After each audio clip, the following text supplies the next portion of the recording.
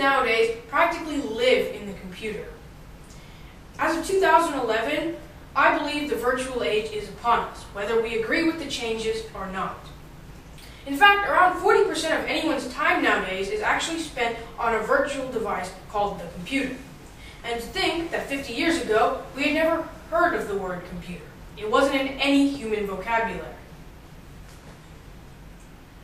If you look at your lives now compared to a decade ago, you'll also see some more computer trends evolving.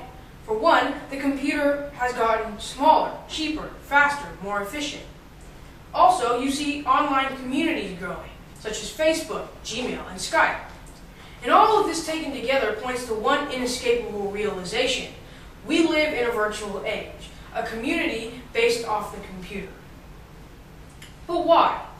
And I believe it's because of Microsoft, the software giant created by Bill Gates and Paul Allen in 1975. And I've taken 4 examples from Microsoft's long and illustrious history to illustrate my point.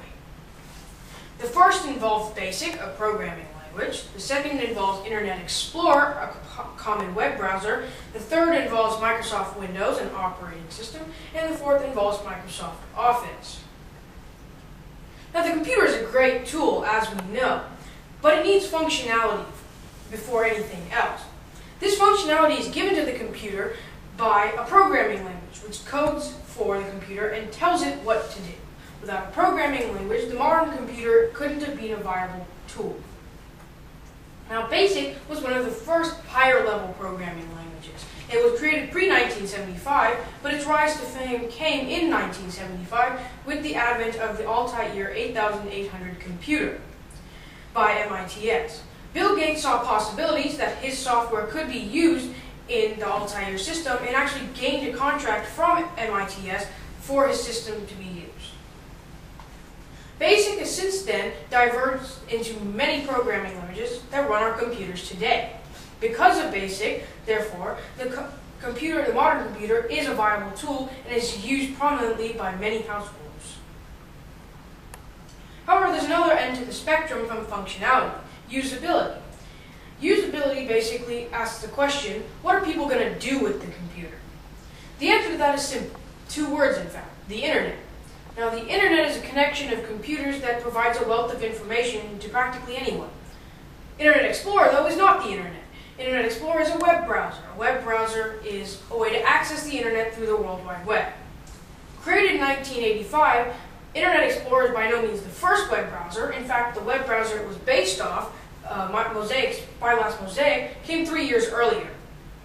However, as shown by this graph, Microsoft's Internet Explorer is the most popular used internet browser, even into the last half of 2010. Now, this top line is Internet Explorer, and the second line, which is gradually gaining, is Mozilla Firefox. However, there's also a bridge between functionality and usability, and that's bridged by the operating system.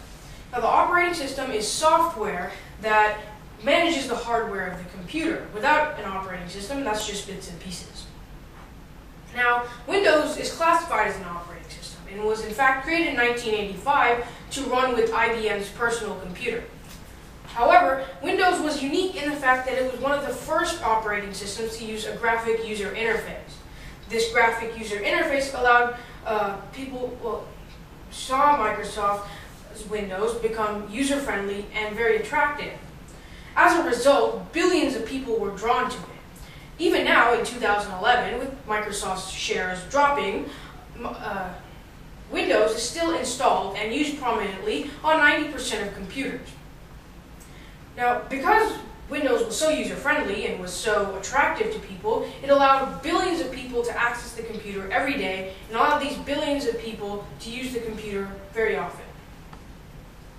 Now, Office plays off the Internet, but is less major.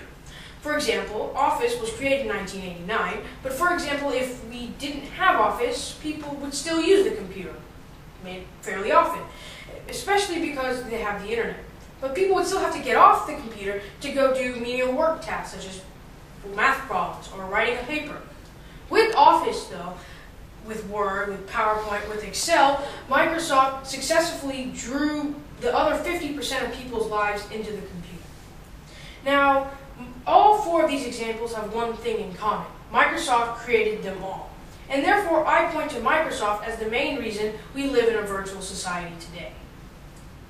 I'm here to inform you, not persuade you on whether the virtual age is good or bad.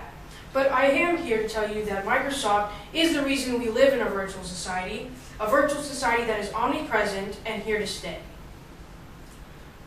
Thank you for your attention and listening to me today. Now, this is the works cited where I gathered info for BASIC, Internet Explorer, Windows, Office, and Microsoft in general.